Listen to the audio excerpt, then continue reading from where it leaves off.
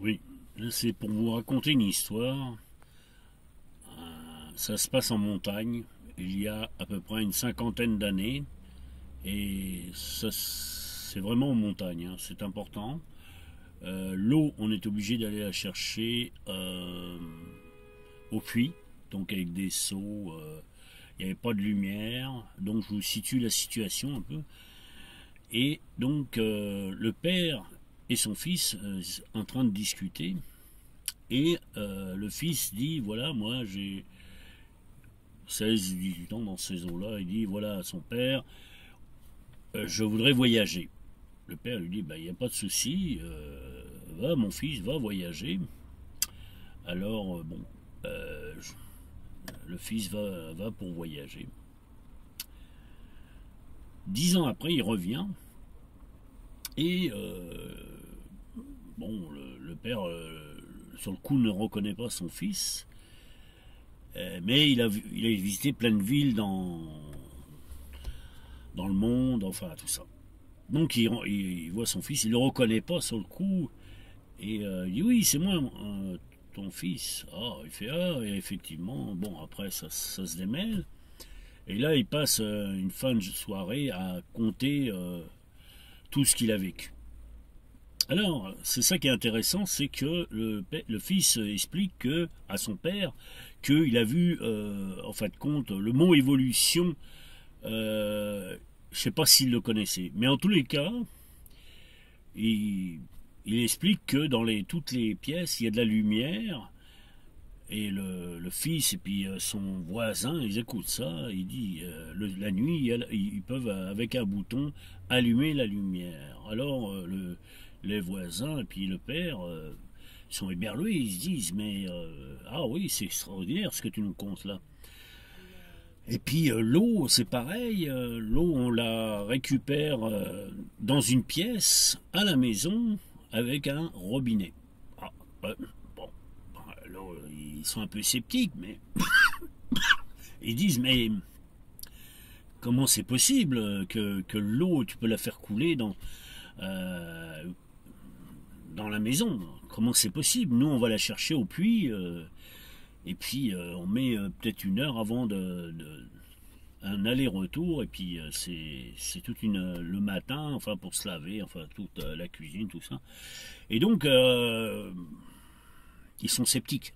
Mais en fait compte, le père, surtout le père, il est zélé. Il fait exprès de dire ah oui c'est extraordinaire et tout ça. Et il pose des questions à son fils, mais comment c'est possible, tout ça? Alors le fils, il comprend pas. Il dit, mais c'est évident et tout, c'est clair, c'est évident. Et à un moment donné, ça fait 3 heures qu'ils discutent, mais il n'y a rien à faire, le père ne veut pas comprendre. Enfin, à première vue. Il est zélé, comme on dit. Et à un moment donné, il se met à rire, puis il dit, écoute, je sais tout ça. Je connais tout ça. Alors oui, alors le fils, cette fois-là, c'est lui qui est éberlué. Il dit, comment ça, tu sais ça? Ah, et c'est là que commence l'histoire.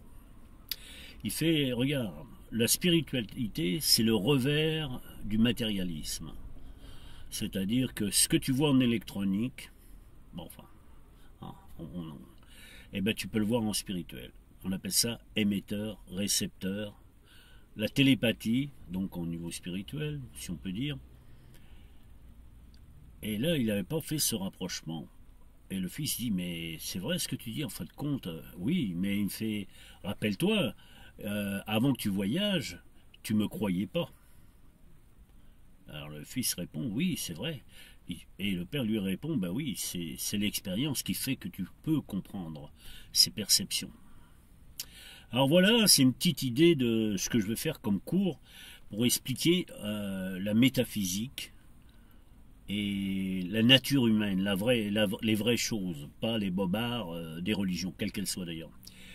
Là, c'est vraiment le pur, les vraies choses. Pourquoi on bouge les doigts, pourquoi on voit, et ainsi de suite. Mais ce sera des leçons par petit peu des cours, et ça vous amène à comprendre qu'est-ce que l'atome. Vous allez me dire, vous le savez, oui. Qu'est-ce que la molécule, la plus petite morceau de matière? Alors on va me dire, bon, on le sait. Moi je ne le sais pas, alors je vous le dis, voilà. Alors voilà, ça commence comme ça, et c'est très intéressant parce que c'est une aventure pour expliquer pourquoi on vit en fin de compte. Enfin, à présent, chacun sa vérité, c'est sûr. Mais dans mes cours, je vous explique comment faire, les expériences pour arriver au résultat. Alors donc, on ne peut pas faire mieux. Parce que comme saint Thomas, il y en a bien qui aiment bien tordre et casser le matériel pour comprendre. Et je les comprends d'ailleurs. Et bien là, c'est dans le même principe, c'est-à-dire que, bon, on va pas tordre se torturer, c'est sûr, mais je vais expliquer des expériences qui fait que vous allez, waouh, vous allez dire, mais effectivement, le gars là, ou à moins que vous soyez vraiment mal pris, mais en général, tous les êtres humains ont les mêmes, comment dire, les mêmes qualités.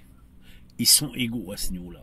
Il suffit de s'entraîner un peu et vous verrez que les premières leçons, si c'est le cas, et que vous arrivez à des résultats, vous serez intéressé à voir les autres leçons pour évoluer encore plus.